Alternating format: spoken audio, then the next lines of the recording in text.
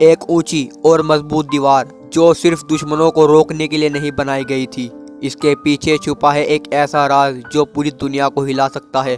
जब इंसान और खतरनाक जानवर का सामना होता है तो क्या होता है।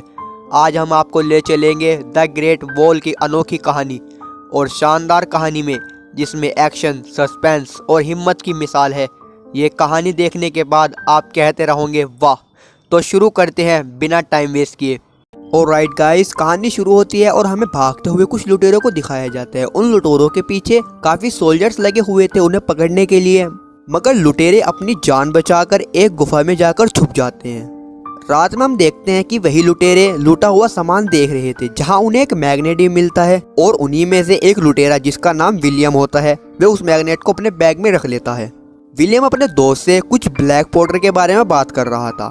ब्लैक पाउडर इतनी खतरनाक वेपन है जिससे आप न्यूक्लियर बॉम्ब तक बना सकते हो। विलियम ब्लैक पाउडर इसलिए ढूंढ रहा था ताकि उसे लोगों को लूटने में आसानी हो। अभी विलियम अपने दोस्त से बात कर ही रहा था कि उनके ऊपर कुछ अजीब सी चीज अटैक कर देती है और एक एक करके वो सभी को मारने लगती है, जिसे देखकर विलियम और उसका साथी भी घबरा जाते हैं। विलियम अपनी तलवार से उस पर अटैक करता है, जिससे उसका एक हाथ कट जाता है, मगर वह खाई में गिर जाती है। अब विलियम उस कटे हुए हाथ को अपने बैग में रख लेता है ताकि वह बाहर जाके लोगों से पूछ सके कि ये है क्या और मैंने किसे मारा। अब अगले दिन वापस से विलियम और उसका साथी ब्लैक पाउडर ढूंढने के लिए निकलते हैं, मगर अचानक उनके पीछे वापस से वही सोल्जर लग जाते हैं। अब विलियम और उसका साथी अपनी जान बचाकर भागने लगते हैं, मगर वे भागते भागते the great wall of China के पास पहुंच जाते हैं। वहां की आर्मी इन्हें रोक लेती है। अब इनके पीछे भी सोल्जर थे और आगे भी बहुत बड़ी आर्मी होती है, इसीलिए विलियम और उसका साथी सरेंडर कर देते हैं, जिससे उन्हें the great wall of China की आर्मी अपने जनरल के पास ले जाती है। अब जनरल जब इनकी तलाशी करता है तो इन्हें वही कटा हुआ हाथ मिलता है। तब जनरल उससे पूछता है कि ये तुम्हारे पास कहाँ से आया। विलियम कहता है कि इस चीज ने हम पर अटैक किया था और क्या तुम जानते हो कि ये किसका हाथ है। जनरल पूछता है कि इसे मारा किसने। विलियम कहता है कि इसे मैंने मारा, मगर जनरल और वहाँ खड़े किसी भी आदमी को यकीन ही नहीं होता कि विलियम ने इस क्रिएचर को मारा। जनरल इन्हें कैद करने का हुक्म दे देता है। तभी अचानक वहाँ एक भागता हुआ सोल्जर आता है और वह जनरल से कहता है कि उन्होंने हम पर अटैक कर दिया है। जनरल ये सब सुनकर हैरान हो जाता है। तभी जनरल वहाँ खड़े सभी को कहता है कि अलर्ट हो जाओ और सभी हमले के लिए तैयार रहना, और विलियम और उसके साथी को भी कैद कर ले जाता है। विलियम एक सोल्जर से पूछता है कि तुम्हारी इतनी बड़ी आर्मी होने के बाद भी तुम इतना घबरा क्यों रहे हो। सोल्जर उसे कहता है कि हमारी आर्मी तो उनके आर्मी के सामने कुछ भी नहीं है, वह बहुत ही ज्यादा पावरफुल है। तभी सामने हमें एक बहुत बड़ी आर्मी दिखाई जाती है जिनकी तादाद करोड़ों में थी, और वे सभी क्रिएचर्स द ग्रेट वॉल की तरफ ही बढ़ रहे थे। और जनरल उन सभी क्रिएचर्स पर बहुत अटैक करवाता है, जिनसे काफी क्रिएचर मारे भी जाते हैं। और जनरल की आर्मी काफी कलर में डिवाइड थी, जैसे रेड कलर वाले तीरंदाज थे और ब्लैक कलर वाले सिपाही थे और ब्लू कलर वाले उन्हें वॉल पे चढ़ने से रोक रहे थे। तभी हमें वहाँ एक लड़की दिखाई जाती है जिसका नाम होता है लैन, और वो भी उन क्रिएचर्स को वॉल पे चढ़ने से रोक रही थी। मगर तभी उनमें से एक क्रिएचर दीवार पर चढ़ जाता है और वो क्रिएचर काफी सोल्जर्स को मार देता है। और अब वे क्रिएचर विलियम और उसके साथी की तरफ ही बढ़ रहा था। विलियम को वहाँ एक आदमी दिखता है और विलियम उससे मदद मांगता है कि हमारी रस्सी खोलो। तभी वह आदमी घबराता घबराता उनकी रस्सी खोल देता है। अब विलियम और उसका साथी मिलकर काफी क्रिएचर्स को मारते हैं, जिससे उन सभी क्रिएचर्स को कंट्रोल करने वाली एक रानी, जिसकी सिक्योरिटी के लिए उसके आसपास बहुत ही बड़े और खतरनाक जायंट्स भी थे, वे उन सभी क्रिएचर्स को एक सिग्नल भेजती है कि हमें वापस लौट जाना चाहिए। तभी सभी क्रिएचर वापस आने लगते हैं और वे उन क्रिएचर्स को भी लेकर आते हैं जो कि मर चुके थे। मतलब वे मैदान में अपने किसी भी मरे हुए साथी को छोड़कर नहीं जाते। जनरल उन्हें भागता हुआ देखकर काफी खुश था, मगर वे जानता था कि ये दोबारा अटैक जरूर करेंगे। जनरल और लैन विलियम और उसके साथी के पास आते हैं और उन्हें खाने पर इन्वाइट करते हैं। अब विलियम और उसका साथी नहा धोकर अच्छे कपड़े पहनकर खाने पर आते हैं, जहां जनरल और बाकी सारे सोल्जर उनका अच्छे से इस्तकबाल करते हैं। जनरल विलियम से पूछता है कि तुम्हें और क्या आता है। तब वहां विलियम एक ऐसा कारनामा करके दिखाता है जिससे वहां बैठे सभी के सभी हैरान हो जाते हैं। हमें देखते हैं कि विलियम और एलिन एक साथ खाना खा रहे थे, जहां एलिन उससे पूछती है कि क्या तुम पहले किसी आर्मी के सोल्जर थे। अब विलियम थोड़ी सी फेंकता हुआ कहता है कि हाँ, मैं पहले आर्मी में था और मैंने काफी वॉर में सरवाइव भी किया है। मतलब जैसे मैंने एक बार एक राजा की जान बचाई थी। और ये सब कहकर वे अपनी ही तारीफें कर रहा था। तब एलिन उसे कहती है कि तुम शाम में मुझे वॉल पर मिलना। शाम में विलियन और एलिन के बीच में काफी बातें होती है और एलिन उसे कहती है कि हमें एक दूसरे पर भरोसा करना चाहिए, हमें एक दूसरे पर ट्रस्ट होना चाहिए। मगर विलियन के ख्यालात एलिन से बिल्कुल अलग थे। वे उसे कहता है कि अब तक मैंने जितनी भी वॉर्स में लड़ा हूँ मैं सिर्फ पैसे के लिए लड़ा हूँ और मुझे किसी भरोसे पर बिल्कुल ही भरोसा नहीं है।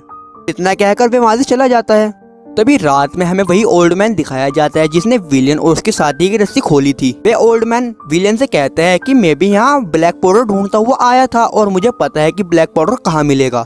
ओल्ड मैन विलियन के साथ अपना आइडिया शेयर करता है। वे कहता है कि जब ये सब आर्मी उन क्रिएचर से लड़ने में बिजी होगी तब हम पहले रास्ते से ब्लैक पाउडर चुरा कर वहाँ से भाग जाएंगे।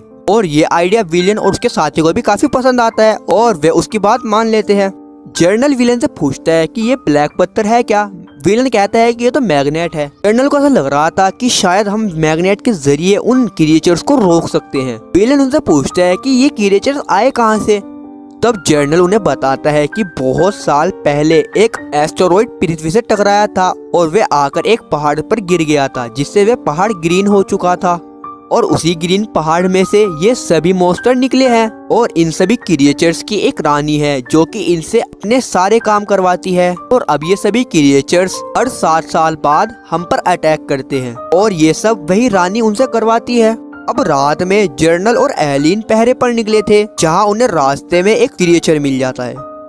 अब ये सब उस क्रिएचर से लड़ ही रहे थे कि एक क्रिएचर इनके पीछे से अटैक कर देता है। जर्नल एलिन की जान बचाकर उस क्रिएचर के सामने चला जाता है जिससे वे क्रिएचर को तो मारने में कामयाब होता है मगर यहाँ जर्नल मारा जाता है। तभी हम देखते हैं कि जर्नल मरते वक्त एक नया जर्नल एलिन को बना देता है और अब एलिन ही पूरी आर्मी को गाइड करेगी। और अब सभी आर्मी और एलिन भी जर्नल की आत्मा की शांति के लिए एक प्रार्थना करते हैं। अब कुछ टाइम बाद राजा की तरफ से एक आदमी आता है जो कि उन्हें कुछ संदेश दिखाता है जिसमें वही सब लिखा हुआ था कि कब कब हमने उन क्रिएचर से लड़ाई की।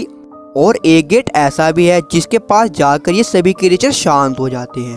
अब वही खड़ा एक आदमी बोलता है कि शायद ये गेट उसी मटेरियल से बना होगा जो हमें विलेन के पास मिला था। मगर अब भी इस बात का पूरा प्रूफ नहीं था। विलेन उन सबसे कहता है कि शायद हमें क्रिएचर को पकड़कर हमें उस पर एक्सपेरिमेंट करना होगा। विलेन का दोस्त कहता है कि यार तुम किन चक्करों में पड़ रहे हो, हमें जल्द से जल्द वे ब्लैक पाउडर चुरा कर यहाँ से निकलना भी है। अब अगले दिन ये सभी क्रिएचर से लड़ने के लिए द ग्रेट वॉल की तरफ जाते हैं जहाँ काफी फॉग होता है जिसकी वजह से कुछ नजर नहीं आ रहा था। विलेन अभी भी कंफ्यूज था क्योंकि एक तरफ उसका दिमाग उसे कह रहा था कि ब्लैक पाउडर यहाँ से उठाकर निकलते हैं मगर दूसरी तरफ उसका दिल उसे कह रहा था कि शायद एलियन को उसकी जरूरत है। मगर वह यहाँ से डिसीजन लेता है कि मैं इस लड़ाई को तो पूरा खत्म करके ही जाऊंगा। तभी हम देखते हैं कि अचानक से वे क्रिएचर उन पर अटैक कर देते हैं। अब एलियन अपनी आर्मी से उन पर काफी अटैक करवाती है मगर उनका उन पर कोई असर नहीं हो रहा था। तभी हम देखते हैं कि अचानक से विलेन नीचे चला जाते हैं और एक क्रिएचर को वे पकड़ने में कामयाब होता है और अब उस क्रिएचर को अंदर लाया जाता है जहां उसे एक पिंजरे में बंद कर उस पर एक्सपेरिमेंट किए जाते हैं। और जब उसकी तरफ मैग्नेट को फेंका जाता है, मतलब जब उसकी तरफ मैग्नेट को लाया जाता है तो वे बिल्कुल शांत हो जाता है। और ये एक्सपेरिमेंट देखकर वहां खड़े सभी लोग खुश हो जाते हैं। और अब वही आदमी जो कि उस संदेश को जर्नल के पास लाया था वे कहता है कि मैं इस मॉन्स्टर और मैग्नेट को राजा को दिखाऊंगा जिससे राजा भी काफी खुश होंगे। इसीलिए वे मॉन्स्टर और मैग्नेट को अपने साथ ले जाता है। राजा भी ये सब देखकर काफी खुश होते हैं और कहते हैं कि फाइनली हमें कुछ मिला जिससे हम उन क्रिएचर्स का मुकाबला कर सकते हैं। मगर वही ओल्ड मैन विलेन के दोस्त को भड़काता है और कहता है कि कहाँ तुम अपने दोस्त के चक्कर में पड़ते हो, हम दोनों मिलकर वे ब्लैक पाउडर चुराते हैं और यहाँ से निकलते हैं। दूसरी तरफ हम देखते हैं कि एलिन और उसके आदमियों को वहाँ एक बहुत बड़ी सुरंग मिलती है और ये सुरंग रानी ने अपने क्रिएचर से खुदवाई थी ताकि वे डायरेक्ट सिटी में एंटर कर सके और वहाँ से पूरी तबाही मचा सके। और ये सब देखकर एलिन और उसके साथी भी हैरान थे। दूसरी तरफ हम देखते हैं कि वही ओल्ड मैन और विलेन का दोस्त ब्लैक पाउडर चुराने के लिए निकलते हैं। विलेन को यह खबर मालूम होती है और वे भी उन्हें रोकने के लिए आता है मगर ओल्ड मैन विलेन पर अटैक कर देता है जिससे विलेन तो बेहोश हो जाता है और ओल्ड मैन और विलेन का दोस्त ब्लैक पाउडर चुराकर वहां से भाग जाते हैं। ओल्ड मैन और विलेन का दोस्त अभी आगे बढ़ ही रहे थे कि ओल्ड मैन उसे कहता है कि जरा आगे पहाड़ी पर चढ़कर रास्ता तो देख कर आओ कि हमें जाना कहाँ है। विलेन का दोस्त घोड़े से उतरकर रास्ता देखने के लिए जाता है, मगर वही ओल्ड मैन उसे धोखा देकर वहां से सारा का सारा ब्लैक पाउडर लेकर निकल जाता है, जिसे देखकर विलेन के दोस्त को काफी बुरा लगता है। अब एलिन को जब ये पता चलता है कि ब्लैक पाउडर चोरी हो चुका है तो उसे काफी बुरा लगता है और उसे लगता है कि शायद विलेन ने अपने दोस्त की मदद करी होगी ब्लैक पाउडर को चुराने में और उसको बस सजा देने ही जा रही थी। तभी वहाँ एक आदमी आकर कहता है कि नहीं, विलेन ने उनकी मदद नहीं करी और विलेन तो बल्कि उन्हें रोक रहा था, और वे विलेन पर अटैक कर वहाँ से भाग जाते हैं। मगर एलिन अब भी विलेन को कैद में डाल देती है। दो ही तरफ सभी क्रिएचर सिटी में एंटर कर चुके थे और एलिन और सभी आर्मी वहां से पैराशूट लेकर जा रही थी उन क्रिएचर्स को रोकने के लिए, और जाते जाते एलिन विलेन को भी आजाद करवा देती है। बाहर आने के बाद विलेन पूछता है कि एलिन किधर गई।